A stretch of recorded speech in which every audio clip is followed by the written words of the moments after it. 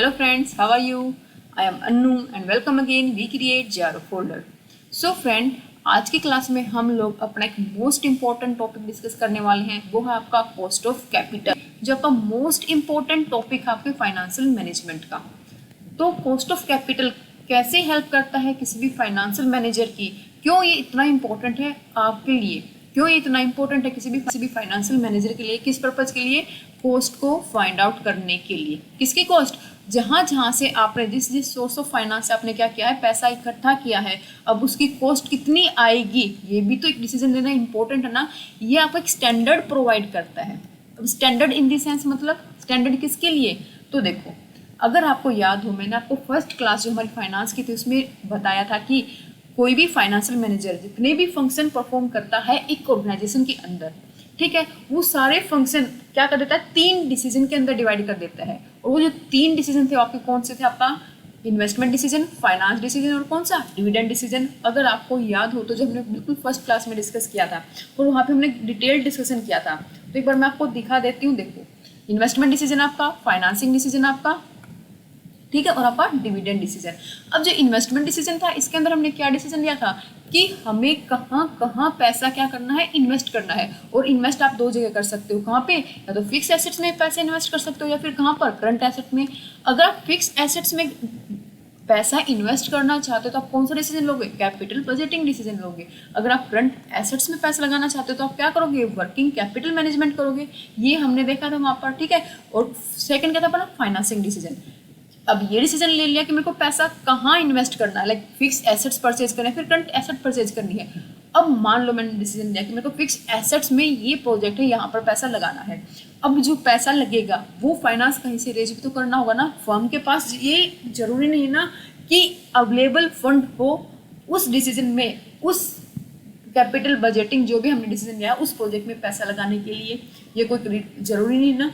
तो उसके लिए अलग अलग सोर्सेज होते हैं फर्म के पास, जहाँ से एक फर्म पैसा क्या कर सकती है, रेज कर सकती है, ठीक है। और वो कौन कौन से सोर्सेज थे आपके, ये भी हमने क्लास की थी सोर्स ऑफ फाइनेंस की, बिल्कुल अलग, जिसमें हमारी काफ़ी 4 या 5 क्लास हमने देखी थी, जिसमें हमने long term sources of finance and short term sources of finance को डिटेल्ड में डिस्कशन किया था। अगर आपने वो क्लासेज नहीं देखी तो मैं रिकमेंड करूंगी वो क्लास एक बार जाकर जरूर देखना, क्योंकि काफ़ी हेल्पफुल होने वाली है आपके कंसेप्ट को क्लियर करने के लिए वो सारी फाइनेंशियल मैनेजमेंट की क्लासेज, ठीक है। तो अगर फाइनेंशियल डिसीजन में ये डिसीजन ले लिया कि कौन कौन से सोर्सेज हैं मेरे पास क्या करने के लिए, पैसे को इकट्ठा करने के लिए, अब वहाँ पर उनकी कॉस्ट ऑफ कैपिटल तो देखनी पड़ेगी ना कि कॉस्ट ऑफ कैपिटल कितनी है, कैपिटल स्ट्रक्चर क्या होगा, कितना फंड। अब मेरे पास अलग अलग सोर्सेज हैं तो कितना फंड मैं कहाँ और कौन कौन से सोर्स से लूँगी, वो हम कैपिटल स्ट्रक्चर के अंदर और लीवरेज के अंदर, ऑपरेटिंग लीवरेज कैसे और फाइनेंशियल लीवरेज कैसे है वो हम डिस्कस करेंगे, ठीक है ना। और डिविडेंड डिसीजन में हमने लास्ट में देखा था कि कितना डिविडेंड डिस्ट्रीब्यूट करना है। अब हम आते हैं अपने टॉपिक के ऊपर, कॉस्ट ऑफ कैपिटल के ऊपर, ठीक है। अब देखो, कॉस्ट ऑफ कैपिटल क्यों इंपॉर्टेंट है। हमने यहाँ देखा कि आपके पास काफी सारे सोर्सेज है क्या करने के लिए, पैसे को रेज करने के लिए, ठीक है। कौन कौन से सोर्सेज हैं आपके पास? Finance, sources of finance. Cost of capital है ये सिर्फ, सबसे पहली बात, लॉन्ग टर्म सोर्सेज को क्या करता है, अपने क्या करता है, कंसीडर करता है, ठीक है ना। कॉस्ट ऑफ कैपिटल में हम सिर्फ लॉन्ग टर्म सोर्सेज क्या करेंगे, कंसीडर करेंगे। तो हमने वहाँ पर सोर्सेज ऑफ फाइनेंस में क्या देखा था, आप पैसा डेट से ले सकते हो, ठीक है। अगर प्रेफरेंस शेयर हो तो प्रेफरेंस शेयर से भी ले सकते हो आप पैसा, ठीक है, डेट से, प्रेफरेंस शेयर से, या फिर आप इक्विटी शेयर होल्डर से भी पैसा क्या कर सकते हो, रेज कर सकते हो, अगर आपको कहीं पर क्या करना है, इन्वेस्टमेंट करनी है। फोर्थ ऑप्शन है आपके पास एक सबसे important, retained earning. Retained earning मतलब जो पैसा, जो प्रॉफिट का पार्ट कंपनी डिस्ट्रीब्यूट नहीं करती एज अ डिविडेंड किसको, अपने शेयर होल्डर को, वो अपने पास एज अ रिटेन्ड अर्निंग रख लेती है, वो आपके पास ये क्या है, रिटेन्ड अर्निंग है। ये भी हम एक बार क्लियर कर लेते हैं अच्छे से। लेट्स से मान लो कंपनी ने सेल की है, ठीक है ना, उससे क्या है, रिवेन्यू। जितनी टोटल सेल की होंगी कंपनी ने उतना ही क्या जनरेट हुआ होगा, रिवेन्यू। आपको प्रॉफिट और रिवेन्यू में डिफरेंस तो पता है ना कि प्रॉफिट और रिवेन्यू कैसे एक दूसरे से डिफर है। किस किस को नहीं पता, मेरे को जरूर बताना कि प्रॉफिट और रिवेन्यू में डिफरेंस किसको नहीं पता। देखो मैं आपको बता देती हूँ कि रिवेन्यू क्या है आपका। रिवेन्यू जितनी आपने टोटल सेल की है वो आपका क्या है, रिवेन्यू। अगर आप उसमें से जो भी आपने एक्सपेंस किए हैं वो सारे माइनस कर देते हो तो आपका क्या निकल के आएगा लास्ट में, नेट प्रॉफिट निकल के आएगा, ठीक है ना। तो रिवेन्यू क्या आपका, टोटल सेल जितनी आपने की वो आपका क्या है, रिवेन्यू। लेट से मान लो मेरे पास ये पेन है, ठीक है, मैंने ये 100 पेन सेल किए और 50 रुपीज एक पेन का क्या था, प्राइस था, ठीक है। तो यहाँ पर टोटल सेल मैंने कितने रुपए की 50,000 की ना, तो टोटल रिवेन्यू मेरा कितना हुआ, 50,000 का, ये होता है पर रिवेन्यू, ठीक है। और जो भी मैंने एक्सपेंस किए वो एक्सपेंस माइनस कर दूंगी तो क्या निकलेगा, मेरा प्रॉफिट निकलेगा, नेट प्रॉफिट निकलेगा। सिंपल सा था ये तो, ठीक है। उसके बाद अगर मैं जो टोटल सेल है फिर रिवेन्यू है, अगर मैं उसमें से क्या माइनस कर दूं, अपनी वेरिएबल कॉस्ट माइनस कर दूं तो क्या निकलेगा, आपका कॉन्ट्रीब्यूशन निकल आएगा ना। अब कॉन्ट्रीब्यूशन में से मैं फिक्स्ड कॉस्ट को माइनस कर देती हूँ तो क्या निकल के आएगा आपका, जल्दी बताओ मेरे को। EBIT, अर्निंग बिफोर इंटरेस्ट और टैक्स, इसको ही मैं ऑपरेटिंग प्रॉफिट भी कह सकती हूँ, ठीक है ना। अगर मान लो मेरे पास कोई नॉन ऑपरेटिंग इनकम या कुछ भी नहीं है तो मैं EBIT को ऑपरेटिंग प्रॉफिट कह सकती हूँ ना। अगर फर्म के पास कब कोई भी नॉन ऑपरेटिंग एक्सपेंस इनकम और कोई चीज़ नहीं है तो EBIT को ही मैं ऑपरेटिंग प्रॉफिट भी कह सकती हूँ, ठीक है। फिर उसमें से मैं क्या माइनस करूँगी, अपना इंटरेस्ट। अगर मैंने कोई डेट से पैसा ले रखा तो मैं क्या माइनस करूँगी, इंटरेस्ट को माइनस करूँगी। इंटरेस्ट माइनस करने के बाद क्या आ जाएगा आपका, EBT, अर्निंग बिफोर टैक्स। फिर टैक्स की पेमेंट होगी और टैक्स की पेमेंट होने के बाद क्या बचेगा, अर्निंग आफ्टर टैक्स, ठीक है। अर्निंग आफ्टर टैक्स में से प्रेफरेंस शेयर होल्डर का कोई पैसा है, कोई डिविडेंड दिया ले रखा से पैसा ले रखा प्रेफरेंस शेयर होल्डर से, तो उनका डिविडेंड माइनस कर दोगे। उसके बाद आएगा earning available for equity share holder. अगर आप डिविडेंड की अमाउंट माइनस कर देते हो प्रेफरेंस शेयर होल्डर वालों की तो वो आ जाएगा लास्ट में आपके पास क्या, अर्निंग अवेलेबल। किसके लिए अर्निंग अवेलेबल, आपके इक्विटी शेयर होल्डर के लिए, ठीक है ना। फिर आप कह सकते हो profit available for equity share holder के लिए, ठीक है। फिर उसमें से आप क्या करोगे, हर पूरा पैसा डिस्ट्रीब्यूट नहीं करोगे अपने इक्विटी शेयर होल्डर को। कोई भी नॉर्मली कंपनी पूरा एज प्रॉफिट डिस्ट्रीब्यूट नहीं करती। अगर उसको लग रहा है कि कोई उसके पास अपॉर्चुनिटी है फ्यूचर में किसी प्रोजेक्ट में इन्वेस्ट करने की तो कुछ पैसा वो एज ए डिविडेंड डिस्ट्रीब्यूट कर देती है, कुछ पैसा अपने पास रिटेन अर्निंग रख लेती है, या आपका रिटेन अर्निंग क्योंकि बचा कर रख लेना उस पैसे को, ठीक है ना, फ्यूचर में क्या करने के लिए, इन्वेस्ट करने के लिए। तो एक तरह से किसका कम पैसा हुआ, कंपनी का ही पैसा हुआ ना, क्या, रिटेन अर्निंग। तो ये सोर्सेज हैं कुछ लॉन्ग टर्म सोर्स, क्या करने के लिए, फंड को रेज करने के लिए। अब देखो कंपनी ने डिसीजन लिया क्या, किसी भी प्रोजेक्ट में इन्वेस्ट करने के लिए, ठीक है ना, कैपिटल बजटिंग डिसीजन लिया। अब वहां से कितना रिटर्न जनरेट होगा उस कैपिटल बजटिंग डिसीजन से, वो एफिशिएंट है या फिर नहीं है, वो हमें कैसे पता लगेगा, कैसे पता लगेगा, तब हम जिससे जहां से हमने क्या किया, पैसे को रेज किया, जिस सोर्स से हमने पैसे को रेज किया है, पहले हम उसकी कॉस्ट निकालेंगे, ठीक है ना। मान लो कंपनी ने डिसीजन लिया कि ए प्रोजेक्ट के अंदर क्या करेगा, वो पैसा इन्वेस्ट करेगा और जो ए प्रोजेक्ट है ना उसका रिटर्न है 12%। अब क्या ये 12% रिटर्न कंपनी के लिए सफिशिएंट है या फिर नहीं है, इसका डिसीजन हम बिना कॉस्ट ऑफ कैपिटल निकाले नहीं ले सकते। बिना कॉस्ट ऑफ कैपिटल निकाले क्यों नहीं ले सकते, क्योंकि अब हमें ये तो नहीं पता ना कि जो भी प्रोजेक्ट ए के अंदर मैंने पैसा सोर्स ऑफ फाइनेंस किया है, अलग अलग सोर्सेज से मैंने पैसे को फाइनेंस किया है, उनकी टोटल कॉस्ट, ओवरऑल कॉस्ट जिसको, ठीक है ना, इसको मैं weighted average cost of capital भी कहती हूँ, ठीक है। तो ये जो टोटल ओवरऑल कॉस्ट है कैपिटल की वो कितनी है, मान लो वो आई आपकी 13%, तो क्या ये प्रोजेक्ट एक्सेप्टेबल है, कंपनी के लिए बेनिफिशियल है, बिल्कुल भी नहीं, क्योंकि यहाँ पर जो रिटर्न है वो 12% और जो कॉस्ट ऑफ कैपिटल है वो कितनी है, 13% है। तो सिंपल से कहने का मतलब क्या हुआ, रिटर्न है जो किससे कम है, आपका कॉस्ट ऑफ कैपिटल से कम है, जो कि एक कंपनी बिल्कुल भी एक्सेप्ट नहीं करेगी। तो ये हमें कैसे पता लगा कि ये प्रोजेक्ट कंपनी के लिए बेनिफिशियल है या फिर नहीं है, कंपनी की कॉस्ट ऑफ कैपिटल देखने के बाद, ठीक है ना, कि कंपनी की जो कंपनी ने पैसा रेज किया उसकी टोटल कॉस्ट ऑफ कैपिटल कितनी आई। लेकिन यहीं पर अगर मान लो कंपनी की कॉस्ट ऑफ कैपिटल कितनी थी, 10% होती, तो ये क्या प्रोजेक्ट बेनिफिशियल था, क्या ये प्रोजेक्ट एक्सेप्टेबल होता कंपनी के लिए, बिल्कुल होता, क्योंकि यहाँ पर जो रेट ऑफ रिटर्न था वो क्या था, ज्यादा है किससे, cost, overall cost of capital से। तो यहाँ पर अब मेरे को ये बताओ कि कॉस्ट ऑफ कैपिटल ने क्या हेल्प की यहाँ पर, ये देख इस एग्जाम्पल के अंदर। अब आप मेरे को ये बताओ कि यहाँ पर जो कॉस्ट ऑफ कैपिटल है उसने कंपनी की कैसे हेल्प की।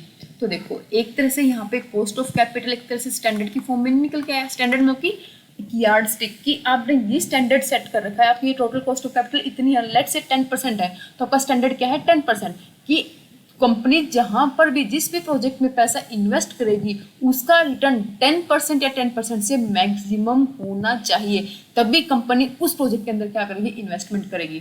तो एक तरह से स्टैंडर्ड सेट कर दिया आपका कॉस्ट ऑफ कैपिटल ने कि इतना या फिर इससे ज़्यादा कंपनी को क्या करना है, रिटर्न जनरेट करना है, तभी कंपनी के लिए उस प्रोजेक्ट में पैसा इन्वेस्ट करके क्या होगा, बेनिफिट होगा। आया ना, ये चीज़ क्लियर हुई कि कॉस्ट ऑफ कैपिटल क्यों इंपॉर्टेंट है। ओवरऑल बात ये है कि आपका जो कॉस्ट ऑफ कैपिटल है वो minimum requirement rate of return है, जो कंपनी को नेसेसरी है कि इतना तो रिटर्न मेरे को जनरेट करना ही करना है अगर मैं किसी भी प्रोजेक्ट में पैसा क्या कर रही हूँ, इन्वेस्ट कर रही हूँ। मैंने यहाँ पे क्या बोला, मिनिमम रेट ऑफ रिक्वायरमेंट, ठीक है। या फिर कह लो आप वो डिस्काउंटेड रेट है, ठीक, या फिर आप कह लो कि वो डिस्काउंटेड रेट है जो कंपनी को अर्न करना ही करना, उससे ज़्यादा हो लेकिन उससे कम नहीं चलेगा। ये चीज़ क्लियर हुई यहाँ पे। तो अब देखो, जो भी सोर्स ऑफ फाइनेंस अब मैं क्या निकालूंगी, कॉस्ट निकालूंगी। तो यहाँ पर आपके पास जो debt, preference share, equity share holder, ये जो सोर्स ऑफ फाइनेंस है इनकी आती है आपकी एक्सप्लिसिट कॉस्ट ऑफ फाइनेंस। अभी एक्सप्लिसिट कॉस्ट क्या होती है, और जो आपकी रिटेन्ड अर्निंग है इसकी आती है इम्प्लिसिट कॉस्ट ऑफ फाइनेंस। ये क्या है, इम्प्लिसिट कॉस्ट है, और ये क्या है आपकी तीनों एक्सप्लिसिट कॉस्ट है। अब ये एक्सप्लिसिट कॉस्ट और इम्प्लिसिट कॉस्ट क्या है, तो देखो, डेट, आपने लोन पर कंपनी ने पैसा लिया डेट के थ्रू, ठीक है, तो वहाँ पे फिक्स परसेंटेज ऑफ रेट किसको देगी, डिबेंचर होल्डर को देगी या नहीं देगी। तो कंपनी का एक्चुअल में पैसा गया ना अपनी पॉकेट से निकल के, ठीक है ना। प्रेफरेंस शेयर होल्डर एक fix rate of percentage dividend preference share holder को देगी या कंपनी नहीं देगी, देगी ना। तो यहाँ पर भी पैसा कंपनी के पास से गया ना, बिल्कुल गया। इक्विटी शेयर होल्डर डिविडेंड देगी, वो ठीक है, जो इक्विटी शेयर होल्डर हम उसको ओनर कहते हैं, लेकिन एज अ डिविडेंड जो हम डिविडेंड पे करते हैं इक्विटी शेयर होल्डर को, वो कंपनी की क्या होती है, कॉस्ट, और वो एक्चुअल में कंपनी अपनी पॉकेट से पे करती है नहीं करती, एक्चुअल में कंपनी के हाथ से जाता नहीं जाता, वो पैसा जाता है ना, तो क्या है, एक्सप्लिसिट कॉस्ट। सिंपल सी लैंग्वेज में अगर मैं लेमैन लैंग्वेज में कहूँ एक्सप्लिसिट कॉस्ट क्या है, तो वो पैसा जो कंपनी एक्चुअल में अपनी पॉकेट से निकाल के किसको देती है, बाहर देती है, this is called your explicit cost, okay. और आपकी इम्प्लिसिट कॉस्ट, जो कॉस्ट तो है आपकी, कहने में खर्चा तो है, लेकिन कंपनी ने उसको एक्चुअल में पे नहीं किया। जैसे कि इन तीनों केसेस में कंपनी ने एक्चुअल में बाहर वालों को पैसा दिया ना, तो आपकी क्या थी, एक्सप्लिसिट कॉस्ट। लेकिन इम्प्लिसिट कॉस्ट में कंपनी कोई भी पैसा किसी को भी नहीं देती। अब मान लो आपके पास आपकी खुद की मनी है, तो आप अगर उसको यूज करोगे तो कोई कॉस्ट आएगी आपकी, नहीं आएगी ना। तो इसी तरह कंपनी की जो रिटेन्ड अर्निंग है, कंपनी के खुद का पैसा, अगर कंपनी उसको कहीं इन्वेस्ट कर रही है तो कंपनी के लिए वो कोई भी कॉस्ट नहीं है। लेकिन हमने फिर भी इसको क्यों कहा इम्प्लिसिट कॉस्ट, माइंड में आएगा ना। तो इम्प्लिसिट कॉस्ट इसलिए कहा क्योंकि ये आपकी अपॉर्चुनिटी कॉस्ट है। अपॉर्चुनिटी कॉस्ट समझते हो ना आप लोग, अपॉर्चुनिटी कॉस्ट होने के कारण हम इसको इम्प्लिसिट कॉस्ट मानते हैं। ऐसी कॉस्ट जो हमने एक्चुअल में पे तो नहीं की, लेकिन वो हम एज ए कॉस्ट हम उसको क्या करते हैं, कंसिडर करते हैं। लेट्स से अगर ये रिटेन अर्निंग कंपनी अपने पास ना रखती, डिविडेंड शेयर होल्डर को देती है एज ए डिविडेंड, ठीक है ना, कंपनी के क्या है, वो ओनर है। अब वो ओनर को पैसा मिलता, उसको कहीं हम क्या करते हुए, डिविडेंड शेयर होल्डर कहीं और इन्वेस्ट करके क्या करते हैं, इनकम जनरेट करते ना, आया ना। एक बार दोबारा रिपीट करती हूँ मैं, अगर रिटेन्ड अर्निंग कंपनी अपने पास ना रख के इक्विटी शेयर होल्डर वालों को दे देती है, और इक्विटी शेयर होल्डर वाले क्या करते हैं, उसको कहीं इन्वेस्ट करते जाके, और वो जो इन्वेस्ट करने के बाद वहां से क्या आता, रिटर्न जनरेट होता, जो कि अब नहीं हुआ क्योंकि कंपनी ने उसको एज रिटेन्ड अर्निंग अपने पास रख लिया और जाकर क्या किया, उसको एक प्रोजेक्ट के अंदर क्या कर दिया, इन्वेस्ट कर दिया, ठीक है ना। तो यहाँ पर वो कॉस्ट जो रिटर्न जनरेट नहीं हुआ, हो सकता था, ठीक है ना, अगर कंपनी रिटेन्ड अर्निंग नहीं रखती तो वहां से रिटर्न जनरेट हो सकता था, लेकिन नहीं हुआ, वो आपकी क्या है, अपॉर्चुनिटी कॉस्ट। वैसे मैं अपॉर्चुनिटी कॉस्ट को सेकंड बेस्ट अल्टरनेटिव भी कहती हूँ, ठीक है ना। तो यहाँ पे क्लियर हुआ। तो इसलिए आपकी रिटेन्ड अर्निंग आपकी इम्प्लिसिट कॉस्ट है, और ये आपकी तीनों क्या है, एक्सप्लिसिट कॉस्ट है। यहाँ पे क्लियर हुआ। अगर मैं इसको कंबाइन कर दूँ, सारी कॉस्ट को कंबाइंड किया जाए, किसको, सारी कॉस्ट ऑफ कैपिटल को, तो कंबाइंड कॉस्ट ऑफ कैपिटल आपकी क्या होगी, आपका वो रिक्वायर्ड रेट ऑफ रिटर्न होगा, जो कंपनी को अर्न करना जरूरी है। इससे कम कंपनी अर्न करती है तो कंपनी को उस प्रोजेक्ट में पैसा इन्वेस्ट करके कोई भी बेनिफिट नहीं है। तो ये minimum required rate of return है, मिनिमम इतना तो कंपनी को अर्न करना ही करना होगा, जो मैं कंबाइन कर देती हूँ सारी की सारी यहाँ पर कॉस्ट को। हाँ या ना, ये बताओ जल्दी से, क्लियर हुआ यहाँ पे ये, ठीक है ना। तो ये सोर्सेज ऑफ फाइनेंस है, और हमें हर एक की क्या निकालनी है, चैप्टर के अंदर कॉस्ट निकालनी है। अब आप ये सोचो कि अगर आप किसी प्रोजेक्ट के अंदर पैसा लगा रहे हो, क्या उस प्रोजेक्ट से जितना रिटर्न मिल रहा है वो मेरे लिए बेनिफिट है या नहीं है, वो कैसे पता लगेगा, पहले आप अपनी कॉस्ट निकाल लो कि जहाँ से मैंने वो पैसा लिया है उस प्रोजेक्ट में पैसा लगाने के लिए, और जहाँ से मैंने बोरो की है अमाउंट, क्या, क्योंकि जो बोरो की है उसकी भी कॉस्ट मेरे को पे करनी पड़ेगी, और जहाँ मैं लगा रहा हूँ उस पैसे को, वहाँ से कितना रिटर्न मेरे को मिल रहा है, ठीक है ना। जो रिटर्न मिल रहा है और जो कॉस्ट मैं पे कर रहा हूँ, वो पे करने वाली कॉस्ट मेरी कम होनी चाहिए किससे, रिटर्न मिलने वाले से, या फिर मिनिमम मेरा जो रिटर्न मिल रहा है वो मिनिमम उस कॉस्ट ऑफ कैपिटल जितना होना चाहिए। ये चीज़ क्लियर है यहाँ पे अच्छे से, ठीक है, वेरी गुड। तो हम इस चैप्टर के अंदर इन सब की क्या निकालेंगे, कॉस्ट निकाल लेंगे, ठीक है, कि कितनी कितनी कॉस्ट आएगी अगर मैं इनमें से किसी भी सोर्स से क्या करती हूँ, फंड को रेज करती हूँ। तो ये चीज़ क्लियर हुई यहाँ पे, ठीक है। तो देखो क्या लिख रखा है यहाँ पे, कॉस्ट ऑफ कैपिटल या company calculation of minimum return, ठीक है ना, वो मिनिमम रिटर्न है that would be necessary in order to justify undertaking a capital budgeting project such as building a new factory। कि जो मिनिमम रिटर्न है जहां पर मैं पैसा लगा रहा हूं, क्या वहां से उस कैपिटल बजटिंग प्रोजेक्ट से उतना मिनिमम रिटर्न मेरे को जनरेट हो रहा है या फिर नहीं हो रहा, वो डिसाइड करता है कॉस्ट ऑफ कैपिटल हो कि वो मिनिमम रेट ऑफ रिटर्न कितना होना चाहिए अगर आप किसी भी प्रोजेक्ट के अंदर क्या कर रहे हो, पैसा लगा रहे हो। तो वो minimum required rate of return, यहाँ पर कॉस्ट ऑफ कैपिटल आपको एक स्टैंडर्ड प्रोवाइड किया है कि इतना स्टैंडर्ड मैंने बता दिया आपको, और इतना स्टैंडर्ड आपको कम से कम इतना तो रिटर्न आपको इस प्रोजेक्ट से जनरेट करना है। अगर आप इतना मिनिमम रिटर्न, इतना मिनिमम स्टैंडर्ड रिक्वायर नहीं कर पा रहे, अचीव नहीं कर पा रहे, तो कोई बेनिफिट नहीं है कंपनी के लिए उस प्रोजेक्ट में पैसा लगाकर। क्लियर ना। The term cost of capital is used by the analyst and investor, but it always an evolution of whether a projected decision can be justified by its cost. Clear?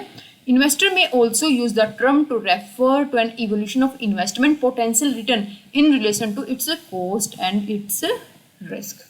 ठीक है ना। अब देखो, many company use a combination of debt and equity to finance business expansion. Business को expand करने के लिए date और इक्विटी से क्या करते हैं, फाइनेंस को रेज करते हैं। For such company the overall cost of capital is derived from the weighted average cost of capital, जो मैंने आपको बताया था अभी कि जहां जहां से पैसा रेज करते हैं, तो आप जहां जहां से कंपनी पैसा रेज करते हैं, अगर सारी कॉस्ट को मैं क्या कर देती हूँ, कंबाइन कर देती हूँ, तो उसको हम क्या कहते हैं, ओवरऑल कॉस्ट ऑफ कैपिटल या फिर weighted average cost of capital. Clear हुआ यहाँ पे, ठीक है, जिसको हम डिनोट करते हैं के 0 से। फिर नेक्स्ट क्या है, this is known as the weighted average cost of capital, WACC।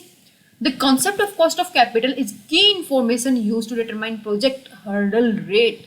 जो आपका मिनिमम रिक्वायर्ड रेट है ना, उसको हम हर्डल रेट भी कह देते हैं, ठीक है ना, हर्डल रेट भी कहते हैं। A company embarking on the major project must known how much money the project will be have generate in order to offset the cost of undertaking. है ना बात, कि उस प्रोजेक्ट को कितना मनी जनरेट करना चाहिए उस पर्टिकुलर प्रोजेक्ट से कि वो अपनी कॉस्ट को कम से कम क्या कर पाए, ऑफसेट कर पाए, and then continue to generate profit for the company, और कंपनी के लिए क्या कर पाए, प्रॉफिट जनरेट कर पाए। तो यहाँ पर जो आपकी minimum required rate of return है या फिर कॉस्ट ऑफ कैपिटल है, इसके काफी सारे नाम है आपका, अभी मैंने जैसे आपको बताया हर्डल रेट, ठीक है, और आपका cut off rate, target rate, hurdle rate जो मैंने अभी जस्ट बताया, minimum required rate of return and so on, ठीक है ना। तो काफी सारे इसके क्या है, अलग अलग नाम है इसके आपके। तो हर्डल रेट वो आपका मिनिमम रेट ऑफ रिटर्न है, जो प्रोजेक्ट और जो इन्वेस्टमेंट आपने की है वहां से आपको कम से कम क्या करना है, रिक्वायर्ड चाहिए ही चाहिए, जिस प्रोजेक्ट के अंदर भी आपने क्या किया है, इन्वेस्टमेंट किया है। तो आई थिंक आपको क्लियर हुआ होगा, कोई भी डाउट नहीं रहा होगा जब जितना भी हमने बेसिक पढ़ा है कॉस्ट ऑफ कैपिटल के बारे में, और ये देखा कि क्यों कॉस्ट ऑफ कैपिटल रिक्वायर्ड होती है हम फाइनेंशियल मैनेजर के लिए, ठीक है ना। तो जो भी डिसीजन लेगा फाइनेंशियल मैनेजर, सबसे पहले वो ये देखेगा कि यहाँ से कॉस्ट ऑफ कैपिटल कितनी आ रही है, ओवरऑल कॉस्ट ऑफ कैपिटल कितनी है, फिर वो डिसीजन लेगा कि हाँ इस प्रोजेक्ट के अंदर इन्वेस्ट करूँ या फिर ना करूँ, ठीक है ना। मान लो हमने इससे पहले लीज फाइनेंसिंग भी किया था अपना, तो लीज फाइनेंसिंग के अंदर भी क्या, मैं लीज की तरफ जाऊं या फिर उस एसेट्स को परचेज करूं, तो लीज फाइनेंसिंग का डिसीजन लेने में भी आपकी cost of capital important role play करती है। तो कॉस्ट ऑफ कैपिटल एक तरह से हम कह सकते हैं फाइनेंशियल मैनेजर को एक स्टैंडर्ड प्रोवाइड करती है, इतना मिनिमम रेट ऑफ रिटर्न मैं कहीं पर भी पैसा लगाऊं, किसी भी प्रोजेक्ट के अंदर भी पैसा लगाए वो कंपनी, तो जनरेट होना ही होना चाहिए। क्लियर। अब weighted average cost of capital मैंने जस्ट आपको अभी बताया, firm cost of capital is typically calculated by the weighted average cost of capital formula that consider the cost of debt and equity capital both. मतलब कि जितने भी आपके total overall cost, जितने भी टोटल आपके ओवरऑल सोर्स ऑफ फंड हैं, उन सब की ओवरऑल कॉस्ट कितनी है वो आपको रिफ्लेक्ट करती है weighted average cost of capital. Each category of firm's capital is weighted proportionally to arrive at a blended rate. The formula considered every type of debt and equity on company's balance sheet, including common preference stock, bond and other form of debt. ठीक है, अब देखो आपका next क्या given है यहाँ पर, importance की कॉस्ट ऑफ कैपिटल क्यों इंपॉर्टेंट है, और ये हम डिस्कस कर चुके हैं, एक बार हम रीड भी कर लेते हैं। The cost of capital is an important element, क्यों, as a basic input information in capital investment decision. आ गया ना वही कि आपको इन्वेस्टमेंट डिसीजन लेना है तो उसके अंदर आपकी इनपुट, जो बेसिक इनपुट इंफॉर्मेशन है वो क्या है, ये है कि आपका जो डिस्काउंट रेट है वो कितना होगा। याद है ना आपको, अगर आपने किया होगा कैपिटल बजटिंग तो उसके अंदर हमने काफी सारे अलग टेक्निक देखे हैं कैपिटल बजटिंग की, ठीक है, जिसके अंदर हमने देखा था कि NPV, net present value method. तो नेट प्रेजेंट वैल्यू मेथड के अंदर क्या था कि आपको एक डिस्काउंटेड रेट चाहिए था। वो डिस्काउंटेड रेट क्या था आपका, डिस्काउंटेड रेट मतलब क्या, मिनिमम रेट क्या था आपका, वो minimum required rate of return ही था कि अगर मैं इस प्रोजेक्ट के अंदर पैसा लगा रही हूँ तो कम से कम इतना मिनिमम रिक्वायर्ड रेट तो मेरे को चाहिए ही चाहिए। वो आपका minimum required rate of return ही है था जो हमने एनपीवी में डिस्काउंटिंग रेट को स्टडी किया था। ठीक है, तो यहाँ पे क्या लिख रखा देखो, is a input information in capital investment decision in the present value method of discounted cash flow technique the cost of capital as discount rate to calculate the NPV. तो वहां पर जब पर जो डिस्काउंटेड रेट था उस NPV के अंदर वो जो डिस्काउंटेड रेट था वो आपका कॉस्ट ऑफ कैपिटल ही था एक तरह से। ठीक है, तो वो डिस्काउंटेड रेट भी आपने कैसे निकाला, कॉस्ट ऑफ कैपिटल की हेल्प से ही निकाला था कि कितनी कॉस्ट ऑफ कैपिटल आएगी, जहां से मैं क्या कर रहा हूँ सोर्स ऑफ फाइनेंस इकट्ठा कर रहा हूँ, और वही क्या था आपका डिस्काउंटिंग रेट ऑफ रिटर्न था। When the internal rate of return method is used, the computed IRR is compared with the cost of capital. आपका इंटरनल रेट ऑफ रिटर्न था तो उसको आप किसके साथ कंपेयर करते हैं, आप अपने कंप्यूट किया था इंटरनल रेट ऑफ रिटर्न, तो वहां पर किसके साथ कंपेयर किया था, कॉस्ट ऑफ कैपिटल के साथ ही तो कंपेयर किया था ना कि कॉस्ट ऑफ कैपिटल कितनी है और मैं जो इंटरनल रेट ऑफ रिटर्न है वो कितना है। ठीक है ना, द कॉस्ट ऑफ कैपिटल दस constitute an integral part of investment decision. तो आप तब इन्वेस्टमेंट डिसीजन लेते हो तो वहां पर इंपॉर्टेंट रोल प्ले करता है आपका कॉस्ट ऑफ कैपिटल। अगर आपने कॉस्ट ऑफ कैपिटल नहीं निकाला तो आप इन्वेस्टमेंट डिसीजन ले ही नहीं पाओगे। Is also referred as a cut rate targeted, जो हम ऑलरेडी डिस्कस, मैंने जस्ट आपको अभी बताया था। In brief the cost of capital is important because it is a practical utility as acceptance rejection of the decision, कि आपको decision को एक्सेप्ट करना है। किसी भी प्रोजेक्ट में मान लो आप पैसा लगा रहे हो तो उस प्रोजेक्ट को आपको एक्सेप्ट करना है, फिर क्या करना है, रिजेक्ट करना है। उसके लिए आपको कॉस्ट ऑफ कैपिटल को निकालना जरूरी है। तो जितने भी कैपिटल बजटिंग टेक्निक थी आपकी, लाइक एनपीवी, आईआरआर, ठीक है ना, जितने आपकी discounting rate of return technique थी उसमें आपका डिस्काउंटिंग रेट का होना जरूरी था। वो डिस्काउंटिंग रेट कुछ और नहीं, वो आपका कॉस्ट ऑफ कैपिटल ही है। कॉस्ट ऑफ कैपिटल की हेल्प से ही आपने क्या निकाला था, अपना डिस्काउंटेड रेट निकाला था। वो रेट है डिस्काउंटेड जितना आपको कम से कम रिटर्न वहां से क्या करना है, जनरेट करना है, क्योंकि वो आपका वो कॉस्ट ऑफ कैपिटल है जहां से आपने क्या किया है, पैसे को रेज किया है। ठीक है, तो कुछ अजम्पशन है आपकी किसकी, इस कॉस्ट ऑफ कैपिटल की। तो अजम्पशन क्या लेकर चलता है, ये मान के चलता है कि जो आपका कॉस्ट ऑफ कैपिटल है ना, और उसके अंदर जो भी रिस्क है, कौन सा आपका फाइनेंशियल रिस्क, वो क्या होगा, अनअफेक्टेड होगा।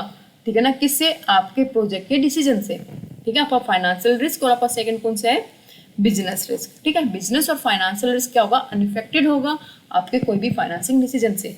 और बिजनेस रिस्क और फाइनेंशियल रिस्क क्या होता है आपका, बिजनेस रिस्क आपका operating profit, measure the variability of the operating profit में कितना वेरिएबिलिटी आ रही है, ये आपका बिजनेस रिस्क डिनोट करता है।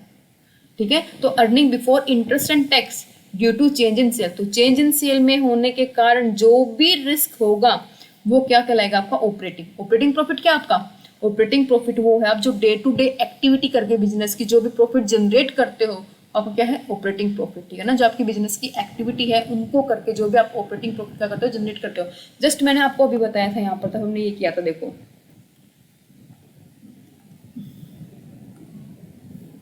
यहाँ पर डिस्कस किया था ना कि जो आपका यहाँ पे EBIT निकल के आया था, ये मैं आपको जस्ट बताया था ना भी कि आपका क्या है, ऑपरेटिंग प्रॉफिट। ऑपरेटिंग प्रॉफिट क्या आपका जो बिजनेस की एक्टिविटी है, जो भी आप सेल परचेज करते हो, जो भी सेल करते हो डे टू डे बिजनेस की एक्टिविटी में, उसके कारण जो भी प्रॉफिट जनरेट हुआ वो आपका क्या था, ऑपरेटिंग प्रॉफिट। आपने बिजनेस के ऑपरेशन को करके वो प्रॉफिट क्या किया है, जनरेट किया है।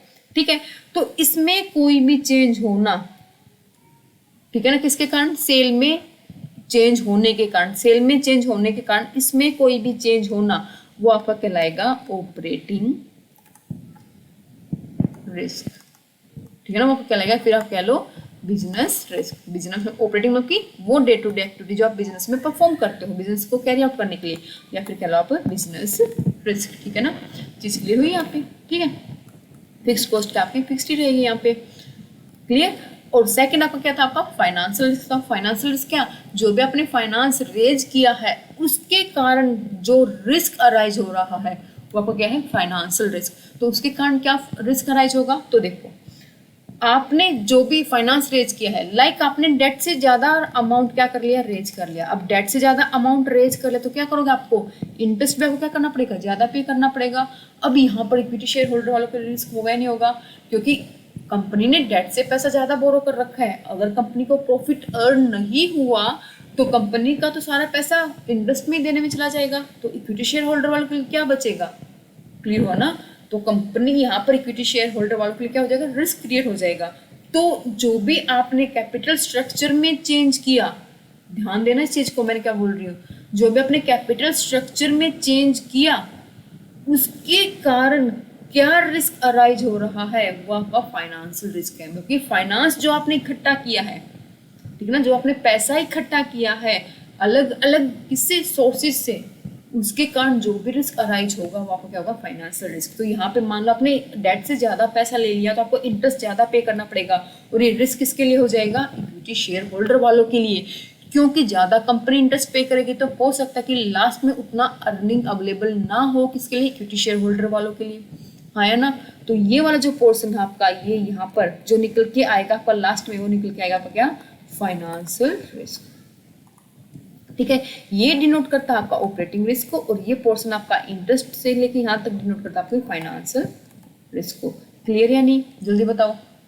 ठीक है, तो यहाँ पे ये लिख रखा है कि तब मैं capital budgeting decision cost of capital निकालूंगी तो उस वक्त ट्रेडिशनल एजम्पशन क्या मान के चलते हैं कि जो ये रिस्क हैं दो आपके, कौन कौन से, ऑपरेटिंग रिस्क और फाइनेंशियल रिस्क, या फिर आप कह लो बिजनेस रिस्क या फिर फाइनेंशियल रिस्क, ये क्या रहेंगे आपके, कांस्टेंट रहेंगे, इनके अंदर कोई भी चेंज नहीं होगा। Clear, I am clear. तो देखो क्या लिख रखा है यहाँ पे, firm accept a project that is considerably more risky than the average. The supplier of the fund are quite likely to increase the cost of fund. अगर लग रहा है कि बिजनेस के अंदर क्या है, रिस्क ज्यादा है एवरेज रिस्क से, तो वहां पर जो शेयर होल्डर होंगे, जो भी फंड दे रहे हैं फर्म को, सप्लायर हैं जो भी फंड के, तो क्या कर देंगे, अपनी कॉस्ट को इंक्रीज कर देंगे ना, क्योंकि उनको बिजनेस के अंदर रिस्क क्या लग रहा है, ज्यादा लग रहा है। बिजनेस के अंदर रिस्क क्या है, मान लो कंपनी की सेल बार बार क्या हो रही है, चेंज हो रही है, मतलब कि एक कांस्टेंट सेल नहीं है, क्योंकि कांस्टेंट इंक्रीज नहीं हो रहा सेल के अंदर, हर बार जो सेल है ना, कभी ज्यादा कभी कम, लाइक ऐसे फ्लक्चुएट कर रही है कंपनी की सेल। तो यहाँ पर इसका मतलब क्या है, बिजनेस रिस्क फॉर्म में ज्यादा है, क्योंकि हर बार फ्लक्चुएट कर रही है कंपनी की सेल, तो उसके कारण जो भी सप्लायर होंगे फंड के, जो कंपनी को फंड देगा, तो उनका रिस्क क्या हो जाएगा, इंक्रीज हो जाएगा ना, तो वो अपनी कॉस्ट को क्या कर देंगे, वहाँ पे इंक्रीज कर देंगे। ठीक है, तो एक तरह से मैं इसको फैक्टर जो हम अभी डिस्कस करेंगे, factor of determining the firm cost of capital, कि जो फर्म की जो कॉस्ट ऑफ कैपिटल है वो कितनी होगी, कुछ फैक्टर हैं जो डिटरमाइन करते हैं, तो उसके अंदर एक फैक्टर मेरा बिजनेस रिस्क भी हो सकता है। अगर मान लो बिजनेस रिस्क ज्यादा है तो उस केस में जो कॉस्ट होगी वो भी क्या होगी, आपकी ज्यादा होगी ना, हाँ है ना, समझ में आई या बात नहीं आई, मेरे को बताओ, जल्दी बताओ, क्लियर हुआ ना, वेरी गुड। ठीक है, तो यहाँ पर ये लिख रखा है, the cost of fund there can increase the probability if committing default on the part of the firm in making payments and their money. Clear, and the financial decision determine the financial risk, जो भी financial decision है, financing decision है, अभी मैंने discuss किया ही था, financing decision क्या है कि कहाँ से फंड क्या करना है, रेज करना है, तो वो क्या क्रिएट करता है, आपका फाइनेंशियल रिस्क क्रिएट करता है। Financial risk is the risk being unable to cover required financial obligation such as interest and preference dividend।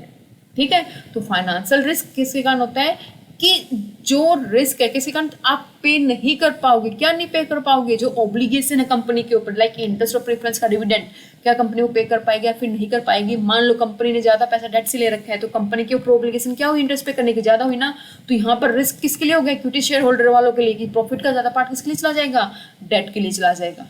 बात क्लियर ना, यहाँ पे ज्यादातर पैसे तो कहाँ अटका हुआ, कंपनी का डेट में अटका हुआ है, तो यहाँ पे रिस्क इक्विटी शेयर होल्डर वालों के लिए क्या हो जाएगा, इंक्रीज हो जाएगा। क्लियर। अब बता दें कौन कौन से फैक्टर, हाँ ये हम क्या मान के चलेंगे, एज्यूम करके चलेंगे कि जो बिजनेस रिस्क का, जो फाइनेंशियल रिस्क है कंपनी का, क्या रहेगा, कांस्टेंट रहेगा। और एक एजम्पशन ये है कि जो कंपनी, जो मैं आपको स्टार्टिंग में भी डिस्कस किया था कि जो कंपनी है सिर्फ हम उन्हीं की कॉस्ट ऑफ कैपिटल निकालेंगे जो आपके क्या है, long term source of finance है। इसके अंदर कॉस्ट ऑफ कैपिटल के अंदर हम short term source of finance को इंक्लूड नहीं करेंगे। ठीक है। सेकंड क्या आपका factor determining the firms cost of capital, कौन कौन से फैक्टर जो डिटरमाइन करते हैं फर्म कॉस्ट ऑफ कैपिटल के, अभी जस्ट हमने दो डिस्कस किए, बिजनेस रिस्क और फाइनेंशियल रिस्क। बिजनेस रिस्क ज्यादा है तो इसका मतलब क्या, कॉस्ट भी क्या होगी आपकी, ज्यादा होगी। अगर फाइनेंशियल रिस्क ज्यादा है तो भी आपकी कॉस्ट क्या होगी, ज्यादा होगी। क्लियर ना, क्योंकि इक्विटी शेयर होल्डर क्या कर देंगे, अपनी कॉस्ट को इंक्रीज कर देंगे। अगर इक्विटी शेयर होल्डर वाले ने कॉस्ट को इंक्रीज कर दिया तो ओवरऑल कॉस्ट ऑफ कैपिटल भी क्या हो जाएगी, कंपनी की इंक्रीज हो जाएगी। जिसके लिए यहाँ पे ठीक है। अब कौन कौन से फैक्टर हैं, तो दो फैक्टर हमने देख लिए, बिजनेस रिस्क और फाइनेंशियल रिस्क। और देखते हैं क्या लिख रखा है, what are the element in the business environment the company weighted cost of capital are high और लो, कि कंपनी की जो weighted average cost of capital है या फिर ओवरऑल कॉस्ट ऑफ कैपिटल है वो ज्यादा होगी या फिर कम होगी। We identify four primary factor, primary हमने चार फैक्टर को कंसिडर किया है। इकोनॉमिक कंडीशन कैसी होंगी, marketability of the firm security कैसी होंगी, लाइक मार्केटिंग कंडीशन कैसी होंगी, ऑपरेटिंग और फाइनेंसिंग कंडीशन कैसी होंगी, जो हम डिस्कस ऑलरेडी कर चुके हैं। ठीक है। मार्केट कंडीशन क्या, कि जो when investor purchase a security with significant risk and opportunity for additional return is necessary to make the investment attractive। Clear हुआ यहाँ पे, ये essential the risk increase the investor require a higher rate of return। अगर market condition favourable नहीं है और risk increase हुआ तो यहाँ पर investor higher rate of return क्या करेंगे, लेंगे। ठीक है। And the increase called the risk premium, और इसको हम क्या कहेंगे, रिस्क प्रीमियम। मतलब कि अगर मान लो रिस्क प्रीमियम यहाँ पर क्या है, देखो एक होता है आपका रिस्क फ्री रिटर्न, एक क्या होता है आपका रिस्क फ्री रिटर्न। अभी रिस्क फ्री रिटर्न क्या होता है, वो रिटर्न जो आपको गवर्नमेंट सिक्योरिटी प्रोवाइड करती है। मतलब कि गवर्नमेंट सिक्योरिटी आपने कोई भी परचेज की, ठीक है ना, वहां पर कोई भी रिस्क नहीं है ना, कोई भी रिस्क नहीं है वहां पे, और कोई भी रिस्क ना होने के बाद गवर्नमेंट सिक्योरिटी आपको कितना रिटर्न प्रोवाइड करती है, वो आपका क्या है, minimum required rate of return. उतना तो आप क्या एक्सेप्ट करोगे ही करोगे कि हाँ इस कंपनी से इतना तो मेरे को मिलेगा ही मिलेगा। ठीक है। बाकी कितना डिफरेंस है जो रिटर्न गवर्नमेंट सिक्योरिटी प्रोवाइड कर रही है और जो रिटर्न एक कंपनी दे रही है आपको, कोई भी कंपनी, ठीक है, उसमें कितना डिफरेंस है वो डिपेंड करता है उस कंपनी में कितना रिस्क है। ठीक है। जितना ज्यादा डिफरेंस होगा रिस्क फ्री रिटर्न और जो कंपनी आपको रिटर्न प्रोवाइड कर रही है उतना ज्यादा, इसका मतलब क्या, उस कंपनी के अंदर रिस्क ज्यादा प्रेजेंट है। ठीक है। क्योंकि कंपनी कम से कम उतना तो रिटर्न आपको देगी जितना गवर्नमेंट सिक्योरिटी प्रोवाइड कर रही है, जो आपका risk free rate of return है। उसके बाद कंपनी जो भी एक्स्ट्रा देगी वो आपका क्या होगा, रिस्क प्रीमियम होगा, जो आप एक्स्ट्रा रिस्क लेने के कारण जो कंपनी आपको क्या करे, अपने इन्वेस्टर को पे कर रही है। क्लियर। अब इकोनॉमिक कंडीशन क्या है यहाँ पे, if bank are growing they can easily give loan at low rate of interest, they need to increase the sale for stability of their products। यहाँ पर आपको इजिली, अगर बैंक क्या कर रहे हैं, ग्रो कर रहे हैं, तो आपको इजिली क्या मिल जाएगा, लोन मिल जाएगा। किसके ऊपर, लो रेट ऑफ इंटरेस्ट के ऊपर। क्यों, because they need to increase the sale for stability of their product. ठीक है। At the time company cost of debt will decrease, तो उसी टाइम जो कंपनी की कॉस्ट ऑफ डेट है वो भी क्या हो जाएंगी, डिक्रीज हो जाएंगी।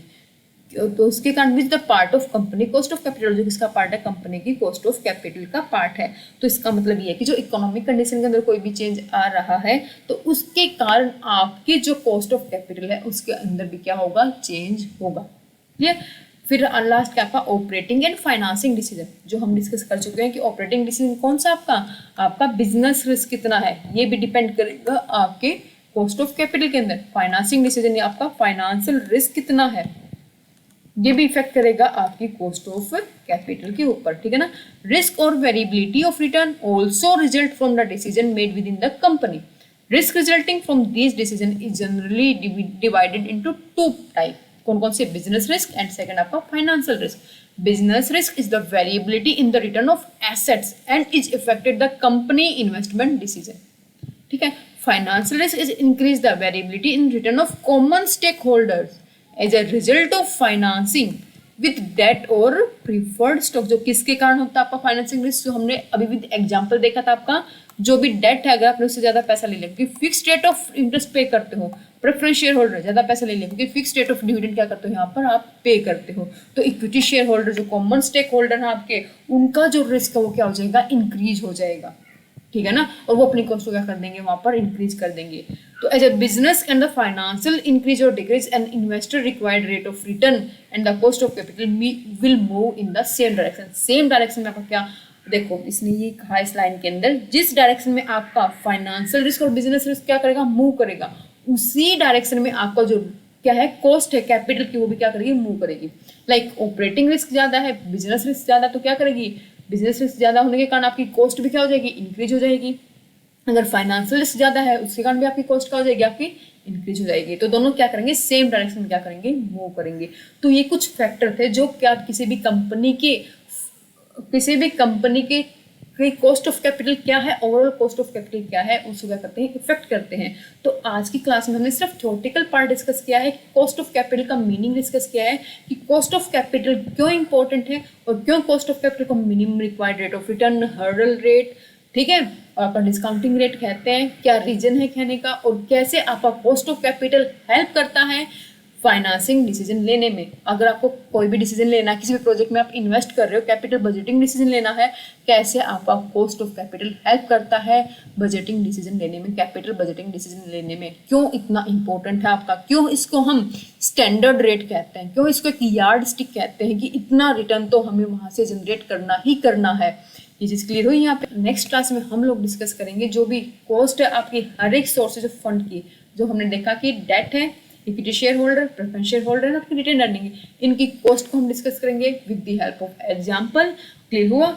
अगर आपको ये वीडियो पसंद आई, अगर आपको मीनिंग अच्छे से क्लियर हुआ कॉस्ट ऑफ कैपिटल का, तो प्लीज वीडियो को लाइक करना और चैनल को सब्सक्राइब करना ना भूलें। मिलते हैं अपनी नेक्स्ट वीडियो में, तब तक के लिए bye bye, have a nice day.